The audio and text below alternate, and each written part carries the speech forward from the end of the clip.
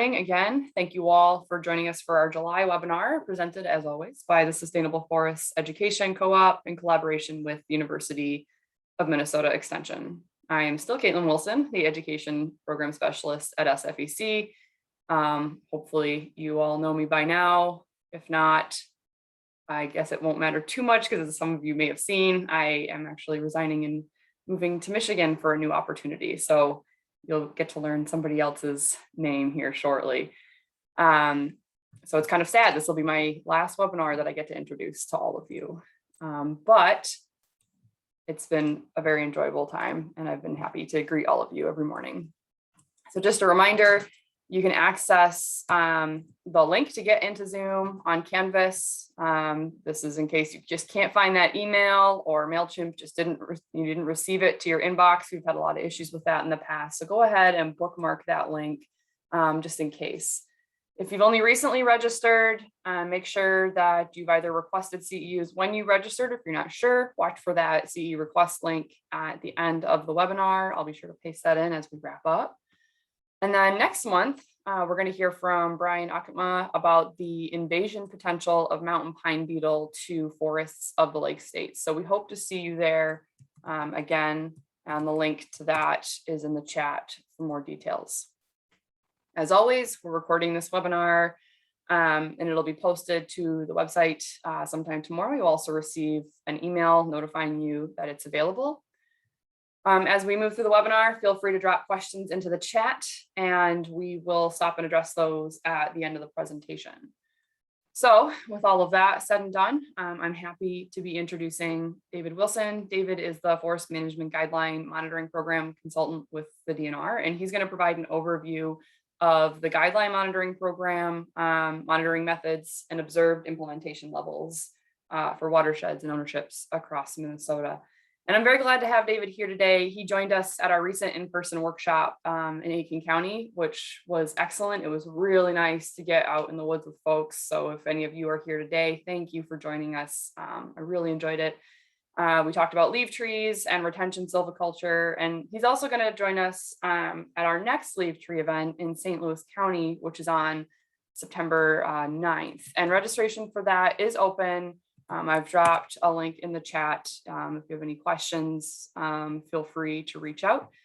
But with that, David, the screen is yours.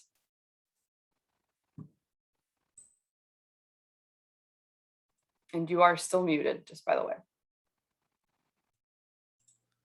All right, thank you, Caitlin. I definitely enjoyed the leaf tree workshop in Aiken County, and I'm looking forward to the upcoming workshop in St. Louis County. I am the Guideline Monitoring Program Consultant with the Division of Forestry with the Minnesota Department of Natural Resources. And I'm going to talk today about our site level forest management guideline monitoring program and recent results that are based on data collected by my predecessor, Dick Rossman. So I took over from Dick Rossman in July of 2019, and he left me with a wealth of information and a rounded out program of data collection and monitoring for these forest management guidelines that the Minnesota Forest Resource Council has put together and has updated a few times over the past couple decades. And they're currently working on another revision process. You can see there are a couple of links at the bottom of the introductory slide. Those are for the guidelines themselves. And then there's a reporting application that I put together in R Shiny.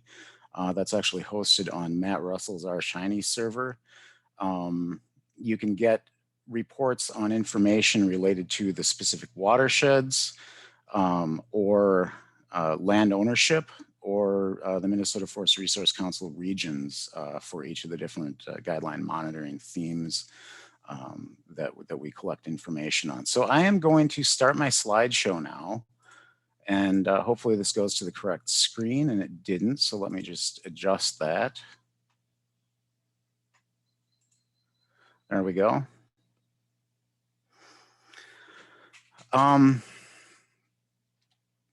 So today's agenda, I'm going to talk first about the 2014 through 2018 Guideline Monitoring Report and our monitoring cycle. I'll get into a little bit of the change detection that we use for identifying harvest sites and then how we do our site selection process. We'll talk about the field monitoring itself and then some of the summarization and reporting that we work on to provide information to the public about how these voluntary forest management guidelines are being implemented. Excuse me. And then I'll talk a little bit about how the information is being used in different watershed models and how we're using it to prioritize best management practice outreach and education efforts. And then we'll have some time for questions at the end. So we recently published in spring of this year, we finally released, it was March, we finally released the 2014 through 2018 summary report called A Watershed Approach to Site Level Forest Management Guideline Monitoring and summary results for 2014 through 2018. This looks at statewide results from the 15 watershed sample units that we monitor.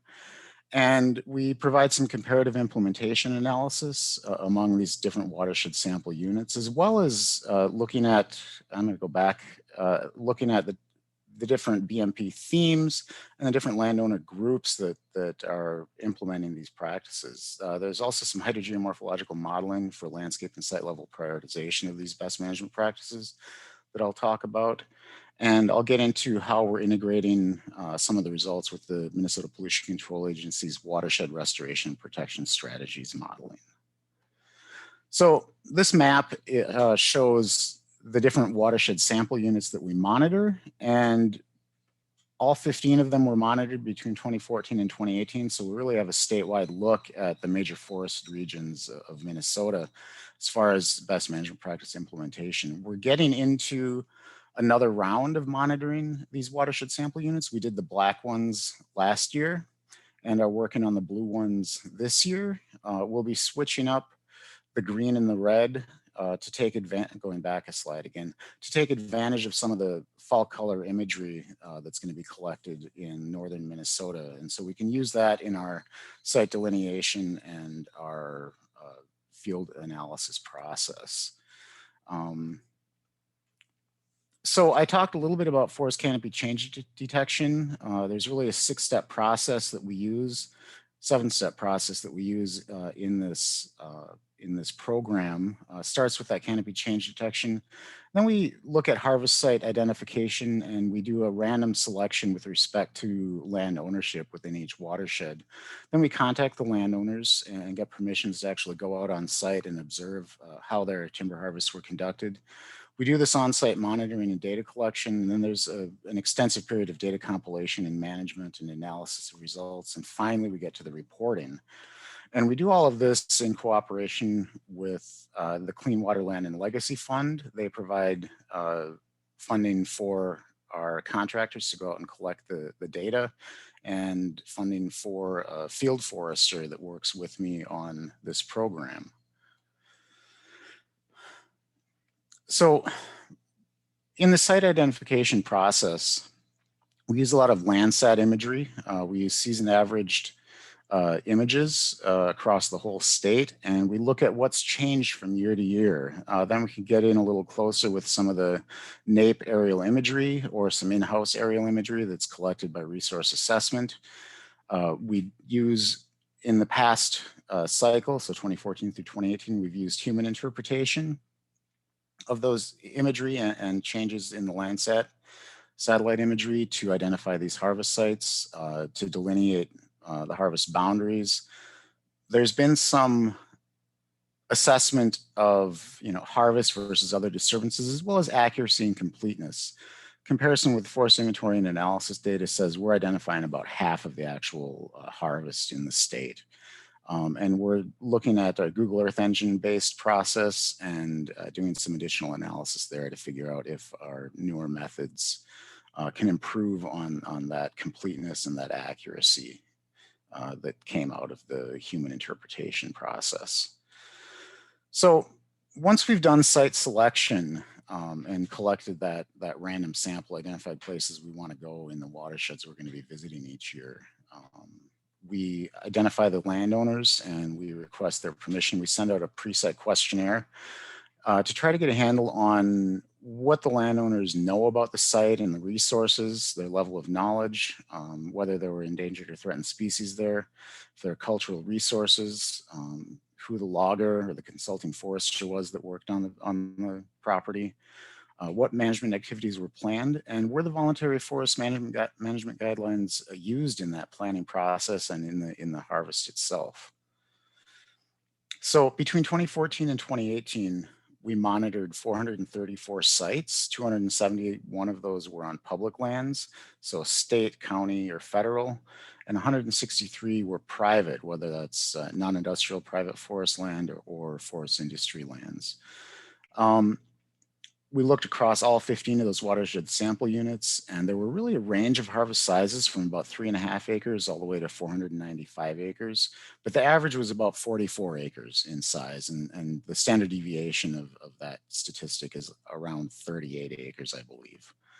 And there were really a number of different harvest methods and different practices implemented on those sites. And I'll talk a little bit more about that in a minute. But so from this aerial imagery and when we're out on the ground, we really identify where the boundary of that harvest was. We verify that that's where things actually happen on the ground. And we ask the contractors to identify the harvest method that they're seeing, just to see if that corresponds to what the landowners had planned and what they understand happened out there. We also identify a lot of water bodies on or adjacent to these harvests. Some of them are non-open water body wetlands, some are open water bodies. We also collect information on rivers and streams. This picture that just came up is a water body, an open water body adjacent to a timber harvest on some county land in Itasca County that we were training on this spring. I mentioned we look at streams and rivers, but we also do roads and other infrastructure, landings and things like that. Identify how those were managed, and especially with regards to water quality. We look at riparian management zones as well, and this image that just came up is a picture of some of our contractors from Steigerwald out on a riparian management zone in the Paul Bunyan State Forest last spring. We also take sample plots to look at leaf trees, vistas, and things like that. So there are a lot of point-based and different kinds of features that we're monitoring. In total, there are 21 different feature types and over 530 individual questions that might be answered on a given site. We look at infrastructure, water quality segments, crossings, approaches to wetlands or water bodies, coarse woody debris, leaf trees, cultural resources, threatened and endangered species, and how skid trails were managed, to name a few of the things that we're looking at. So this is a cultural resource example up in the North Superior watershed. My forester, Dan Abramson, and I were out monitoring a county site in Lake County, and we found these remnant chimneys. Some local tourists or historical enthusiasts suggested this might have been Al Capone's hideout. I can't say for sure, but it's a great story, interesting to think about. There were two of these chimneys. Dan and I were taking pictures of each other, each standing in front of one of the chimneys there. So this has been around a while, obviously, so it's a cultural resource. Now we'll get into some of the landowner management objectives that I mentioned earlier. So on these sites, we ask what was the forest management activity that occurred, and by and large, it's timber harvest, but there are things like tree planting, site prep, road construction, and sometimes the landowners don't respond to that question on the pre-site survey, unfortunately. So there's an unknown component as well, but most of the sites had some form of timber harvest done. And when we divide that up among different kinds of silvicultural objectives, we can see that it's about 78%, close to 80% of the harvests were some form of clear cut. There are about 10 different flavors of clear cut included in that category, with natural regeneration, with artificial regeneration, seed cuts, coppice, sprouting, a variety of things. But there's also salvage logging that goes on, some seed prep, single tree selection, group selection, sanitation cuts, shelter woods and thinnings that are happening as well. So one of the things we find out on these sites, whether it's a clear cut or some other kind of harvest, are leaf trees. And this is actually one of the success stories. We're really seeing a lot of what we want to out there. We want to see 6 to 12 leaf trees per acre, or 5% of the site in leaf tree clumps or riparian management zones. And on almost 94% of the sites, we're seeing what we are hoping to. So this is really a high level of implementation of the forest management guidelines with respect to leaf trees. And this has been consistently high for many years. We've monitored over 15,000 acres, almost 16,000 acres in total, and 353 of these sites retained leaf trees. There can be an exception for certain kinds of wildlife management or operator safety. So it's not actually a requirement, but it's a recommendation that we leave this level of leaf trees. And by and large, this is being done across the watersheds and landscapes. So this is a picture I took on the recent SFEC workshop in Aiken County that Caitlin mentioned at the beginning. This is a group of loggers and foresters, and they're really looking at diverse hardwood regeneration on a red oak shelterwood that we visited. Regen was thick, and I would say the harvest is a success. This was a kind of a degraded site that had been sort of high graded numerous times over the years. And Aiken County is working to reestablish a higher quality hardwood stand here, and I think they're headed in the right direction. So that was really exciting and good to see. Great to participate in that workshop. So another thing we look at with regards to these timber harvests, and in the map on the left, the black areas are timber harvests or canopy change that's been identified. This is the Leech Lake Pine River watershed unit, and green is forest canopy. Blue, of course, is water. And so we look at the distance to hydrology from these timber harvests and identify, so what is this distance? What is the relative risk to hydrology from forest management activities? And so we're looking at not only the distance, but the amount of water in the watershed, the different ownerships, what kind of wetland, trout stream, river, lake, or pond it is. And a lot of this information is provided in the 2014 through 2018 report. There's a map like this with a variety of graphs and tables for each of the watershed sample units. And we're building on that with some additional information that I'll talk about later with regards to the hydrogeomorphological risk. So we mentioned these wetlands and water bodies, and really there's a ton of them out there. And on these 434 sites that we monitored, 386 of them had wetlands or water bodies associated with them. We monitored over 2,100 individual water bodies. Of those, 1,797 were non-open water wetlands, so mineral soil wetlands, ephemeral wetlands, things like that. And so they're really common. There's between 5 and 7 on any given site is the average. And so management to protect these features, both the biological and hydrological roles that they play in our environment, is super important. We'll get on with some additional monitoring results related to that. But first, I just wanted to show this picture I took looking from a riparian management zone on an Itasca County site. This spring, we were out doing some QA on a site monitored by our contractors, and we saw this family of trumpeter swans swimming along this beaver flowage in this really kind of a large wetland complex protected by our riparian management zone next to this harvest. This was June 24th of this year, and in the close-up, you can see that there, maybe you can see, there are actually some young trumpeter swans associated with the adults that you can see more clearly. Really, it was a beautiful complex that we saw. So the biological diversity, the environmental role of these wetlands play is super important.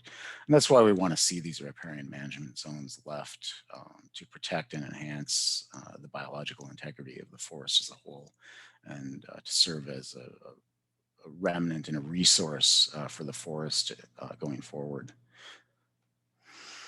So to get into the guidelines that we're monitoring and the level of adherence that we're seeing to the recommendations, overall, in the lower right-hand corner of of this table, you can see we have about 86% net weighted compliance. And that's composed of sites that are totally compliant. That's about 72% of sites are totally compliant. They may go above and beyond the actual recommendations. In fact, we're seeing that the width of riparian management zones has increased in recent years, and we're seeing wider riparian management zones and more of them. But some go partway. About 18% of sites go partway, so between half and 95% of the recommendation, and that results in this 86% net weighted compliance number here. Again, you see the picture of Steigerwald out monitoring a riparian management zone, and how they do that is they actually run 3 transects across the RMZ from the harvest, and we ask them to try to make these representative of the RMZ as a whole. There might be a wider area, a narrower area, kind of an average area that we ask them to run a transect and observe the basal area and the kinds of trees that are there, coarse woody debris, different features related to the RMZ. There can be a forested portion, a partial cut portion of the RMZ. We just want to see basal area retained at above 60 square feet. And there can be a non-forested ephemeral wetland portion of the RMZ. And sometimes there's some portion of it that's clear cut, and we keep track of all those things as we're monitoring along these transects. And then the averages for that information is what goes into our final calculation of compliance.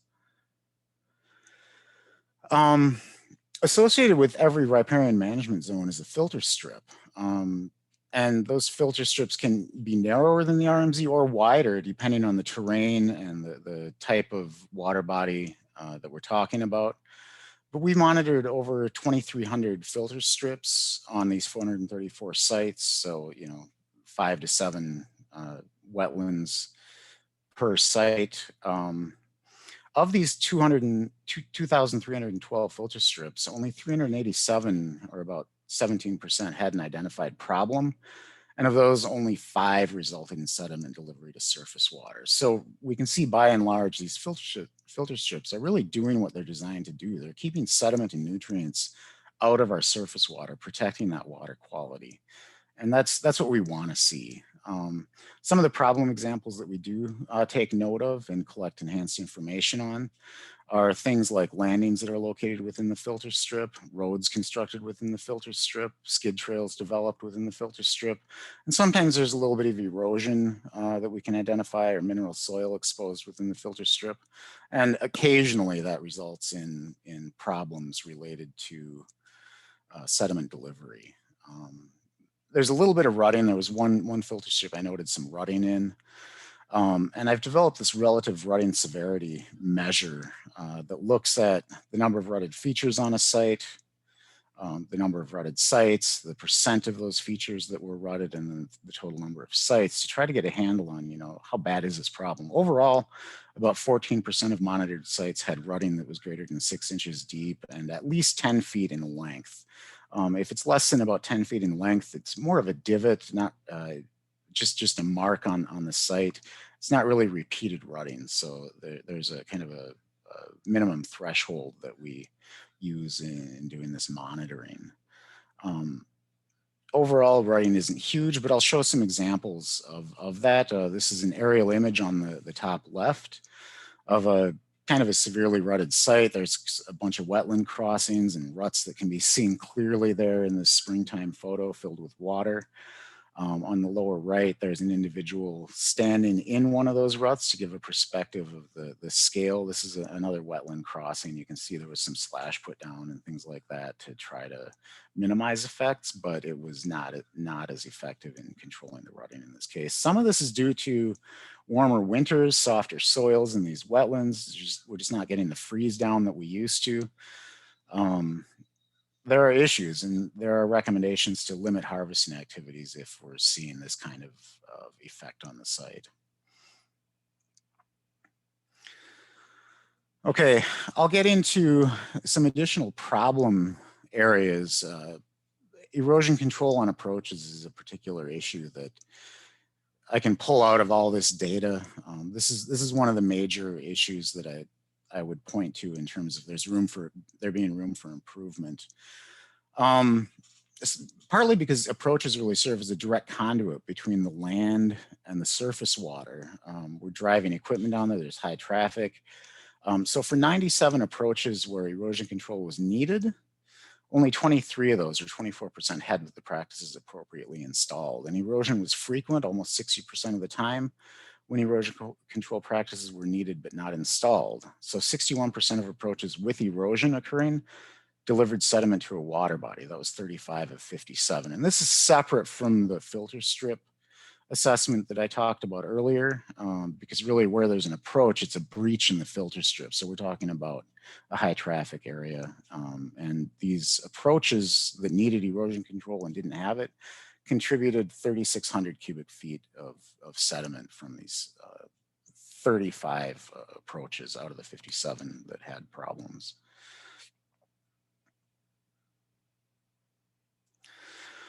Now, I was talking about slopes on approaches, places where we'd want to see erosion control applied. And there's another instance on skid trails and roads where we would establish a water quality segment on this infrastructure, also on landings. And this is areas where there's a steep slope of greater than about 50 feet in length. I think 5% is the threshold. Between 3 and 5% is the threshold. And we'd like to see some kind of erosion control applied, whether it's slash put down to direct water off the infrastructure, or broad-based dips, or water bars, things like that. But where we see the need for these erosion control practices and it's not applied, we collect this enhanced data on a water quality segment. And generally, we're also seeing a greater need for use of these erosion control practices out there. In total, we saw about 7,000 cubic feet of sediment moved on 67 water quality segments. This isn't directly flowing into surface water, though. It might move from ruts on a sloped road to the bottom of the slope, things like that. But we're seeing this level of sediment movement related to lack of implementation of erosion control, really. But again, this isn't directly flowing into surface waters, and those filter strips are by and large doing their job to keep that sediment out. I also wanted to show a couple examples of erosion control. I got these pictures from Rick Dahlman, who was Dick Rossman's predecessor in leading the guideline monitoring program. And on the left, we can see some log water bars used on a road related to the logging operation. And these they break up the flow of water, they direct water off of the infrastructure and help to prevent erosion. We can also see that vegetation was reestablished on this infrastructure to keep the soil in place. On the lower right, we can see a bulldozer installing a broad-based dip is what it looks like to me. To again, direct water off the infrastructure, break up the length of that slope and prevent that volume and velocity of water from carrying sediment off-site. We do some other monitoring of infrastructure as well. We look at how it's managed, how much of it there is. And in particular, there are guidelines that say that for sites less than 20 acres, we want to see less than 1 acre of the harvest site in infrastructure. So that's landings and roads. And for sites between 20 and 30 acres, we want to see less than 5% of the harvest area in infrastructure. And for even larger sites, we want to see less than 3% of the harvest area in infrastructure. And so across time, we can see there's some variability in the amount of infrastructure we've been seeing. But by and large, we're within the guidelines here, between 2.5% to 4.5% of the sites are generally in infrastructure. Sometimes we see a lot more landings than we like to, and sometimes those are placed in wetlands or landing sprawl has increased the footprint of infrastructure on the site. So these are just things to be aware of, but by and large, we're doing okay on this issue. we'll also look at that landing location that I mentioned. And so these problems aren't really focused on any one ownership, or it's really across the board. We're seeing these issues of landing sprawl or location of landings in wetlands or filter strips. Of 1,300 landings monitored, there were 204 that were located within a wetland or filter strip when an upland site was available. And so those are things that additional upfront planning can address. Better communication with loggers in terms of where we'd like to see operations occurring, and the loading of trucks and things like that. Now, looking statewide at the implementation risk, overall, I've assembled 6 major guideline themes related to leave trees, filter strip management, approach locations and erosion control, crossing management, net riparian management zone compliance, and then rut avoidance. And so the numbers in the body of the table are percentages, so percent compliance. And on the right-hand side, there's a forest management guideline implementation risk factor, which is basically it's 1 minus the averaged compliance score across these 6 themes. So you can see at the bottom right, overall, we're improving over time from 2009 at the bottom to 2014 through 2018. We've improved 4 points roughly. And we can also see some variability among watersheds in terms of where there might be greater risk for one theme or another. And so we're using this information to try to target our outreach, both spatially and potentially to different landowner groups. And then there's another issue I want to get to, and I mentioned this hydrogeomorphological risk model that we've put together. I inherited a lot of information from Jennifer Corcoran related to hydrogeomorphological risk modeling. And this is something the Guideline Monitoring Program has been working on for several years. And I put it together into this risk model. We can kind of see spatially across the state where there are yellow areas that are at lower risk or blue areas that are higher risk. And this is due in part to erosivity of the soils, steep slopes or long slope lengths, and then distance to hydrology and percent forest canopy are additional issues that contribute to the calculation of this risk score. So this map is available on a 30 meter by 30 meter pixel level. And the risk incorporated into it really is the function of the erosivity of the soils, the stream power index, which incorporates the catchment area, as well as the length of the slope and the slope itself. And those are mitigated to some extent by forest canopy and distance to hydrology. And we can apply this not only on a landscape and watershed scale, but on a site level. We can use this information on a site level to help target where we want to keep leaf tree clumps to protect more sensitive sites, how we want to manage roads. For example, let me get my pointer here.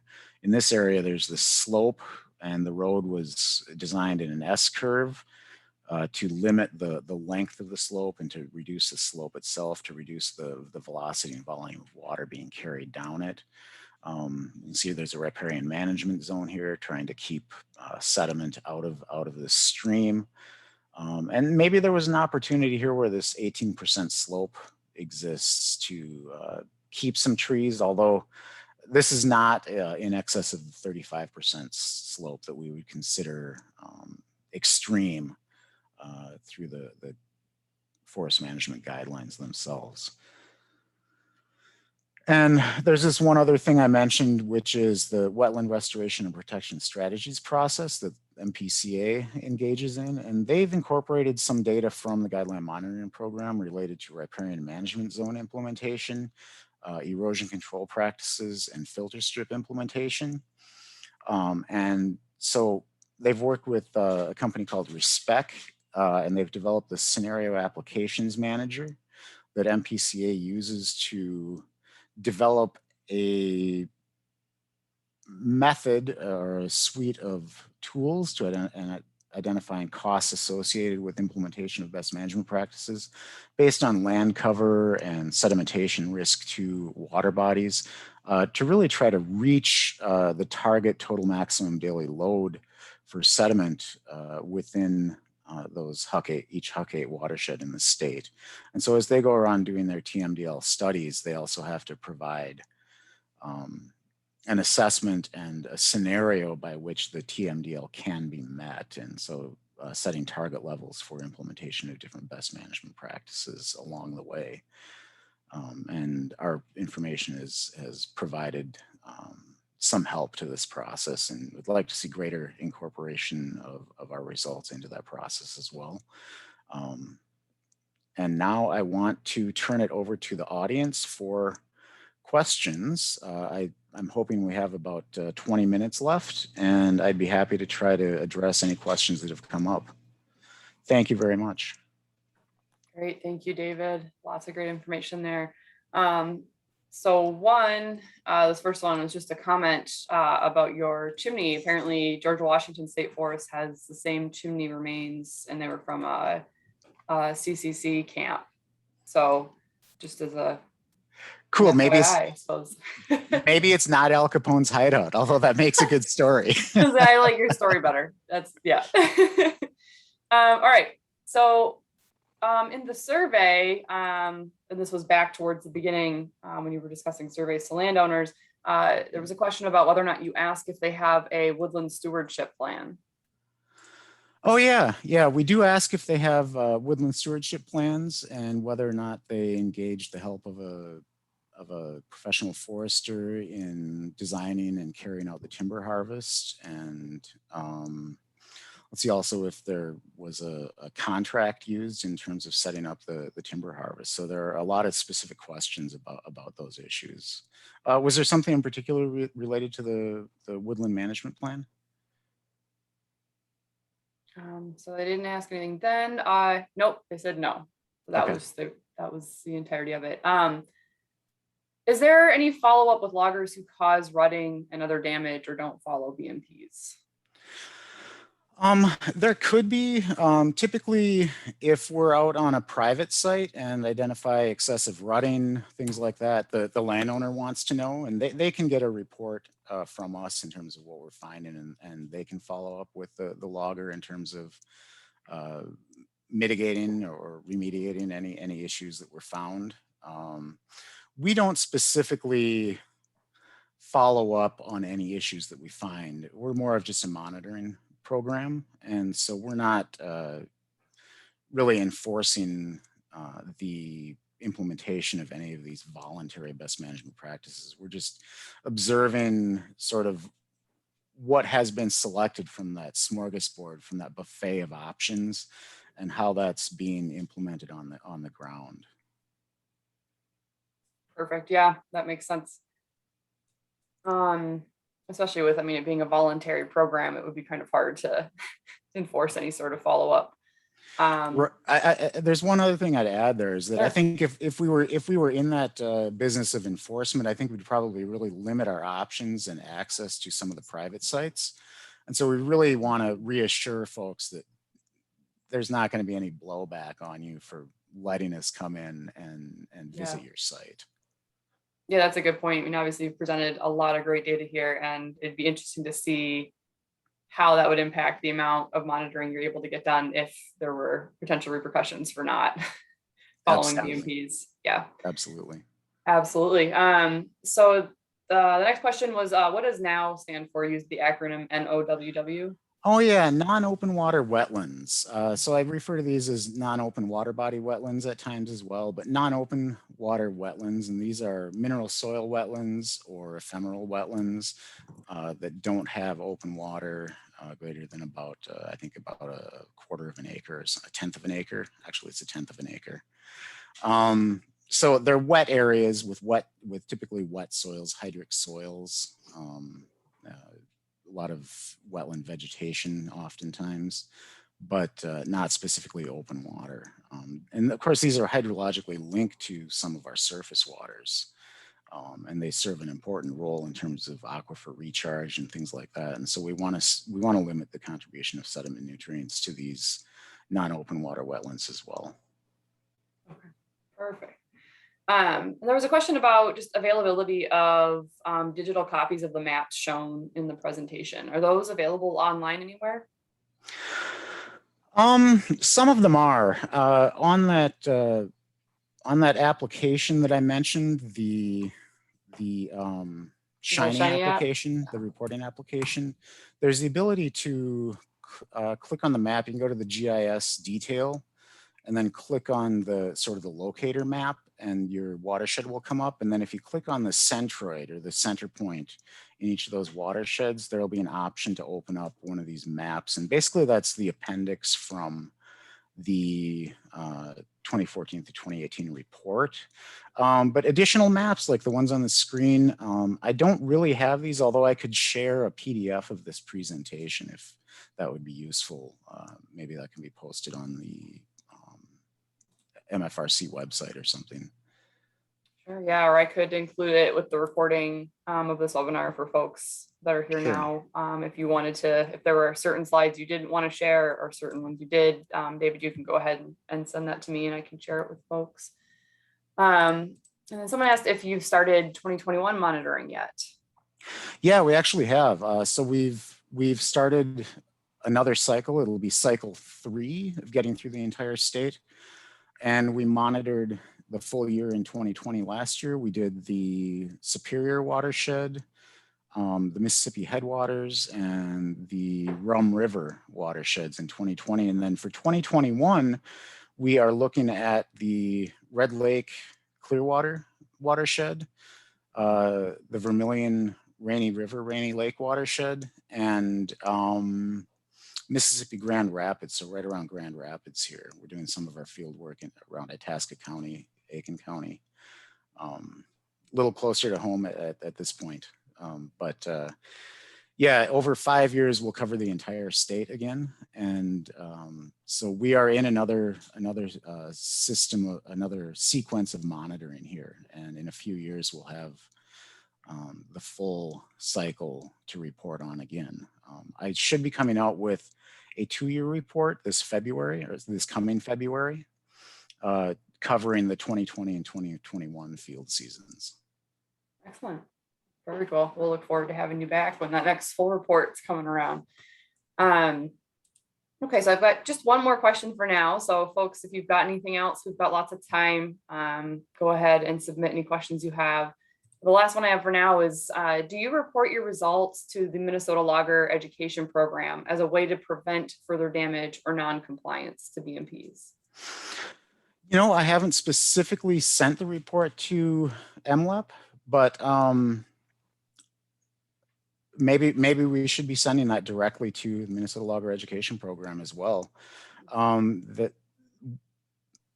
there are definitely opportunities to point out specific practices that could be improved on. And so those approaches and use of erosion control on those approaches are one issue that the loggers really are in charge of when they're out there on the ground doing the work. And that'd be the right audience probably to identify opportunities for improved implementation. And also, I bet they'd like to see what's going well, what they're really doing right, because there's a lot of success to talk about as well. And it would be a great opportunity to share with a really relevant community related to implementation of these guidelines. Yeah, and maybe, you know, obviously, you know, with this being a monitoring program, you're not out following up or reprimanding for damage caused, but that could be a good way, at least, of, you know, putting out the information about damage that's being seen or things that are being done to prevent that damage. You know, maybe that would be kind of a substitute to actually reprimanding folks. Right, right. So I suppose I should contact maybe Charlie Blinn, or is there somebody else who I should contact related to just sharing that report? And I'll also say the 2014 through 2018 report is available on the Division of Forestry's publications website. I know it's on the MFRC's website as well, And so that information definitely is in the public realm, but specific communications with some additional constituencies might be beneficial. Yeah, no, I think Charlie Glen would be a good place to start if someone else in the audience has another suggestion, if we would share that with. Otherwise, David, we can chat about that.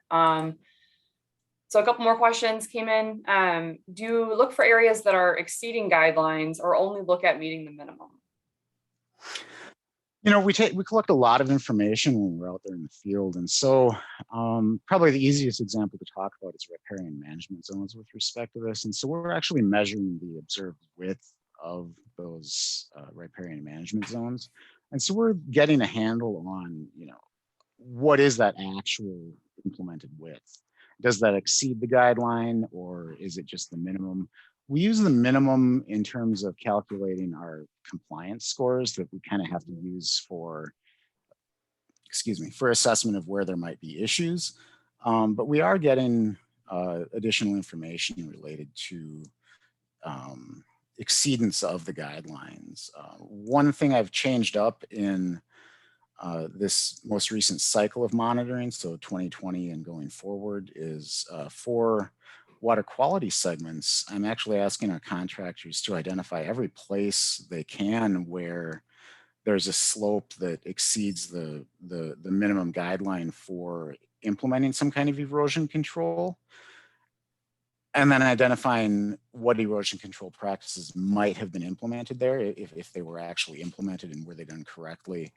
I want to be able to assess based on observed implementation and information about the kinds of slopes that are being operated on, what level of sediment reduction we might expect given additional implementation of those erosion control practices that are recommended. So we're really collecting a lot of different kinds of information. With regards to leaf trees and things like that, yeah, we're getting trees per acre. We're getting acres of leaf tree clumps in riparian management zone. And so we can quantify the level of implementation above and beyond, typically above and beyond what the minimum guidelines state there. We've done some analysis, and for leaf trees, basically we're seeing, you know, maybe around 15% of some sites are being maintained in leaf trees, whereas 5% is the minimum guideline. And so as far as implementation goes, that's above and beyond the expectation. And it's really good to see some of that stuff for wildlife, for protection of you know, vernal pools and wetlands, riparian management zones. It speaks well for the future biological integrity of the forest. Mm-hmm. Perfect, great. And then do you contact landowners when you're going out to the site still? And if so, how much time or notice did they get? Yeah, we do contact the landowners. So there's this whole process from identifying where the changes happen to contacting the landowners and asking if they want to participate, getting their responses to our pre-site questionnaires, to our landowner questionnaires. And then before we actually show up on site, we give them a call a week in advance, let them know, hey, we're planning to be out there that day. If you want to join us or whatever, you know, make sure that's going to work for them. So there is advance notice given. We don't like to just show up on private lands unexpectedly.